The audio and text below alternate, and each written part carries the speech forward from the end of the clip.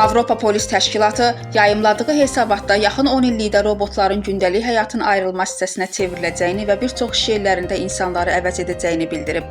Bugün TV Axşamaz saytına istinadən xəbər verir ki, bu tendensiya 2035-ci ilədək insanlar və robotlar arasında qarşıdurma və sosial narazılıq riskini artıracaq. Hesabatda vurğulanır ki, sosial-iqtisadi baxımdan zəif bölgələrdə əhali bu dəyişikliklərə mənfi reaksiya verə bilər və hətta küçələrdə robotlara qarşı hücumlar baş verə bilər. Bundan əlavə, robotların fəaliyyətində hər hansı nasazlıq cəmiyyət arasında qalmaqallara və siyasi şüarlara səbəb ola bilər. Hüsniyyə Salmanova, Samir Əliyev, Bugün TV.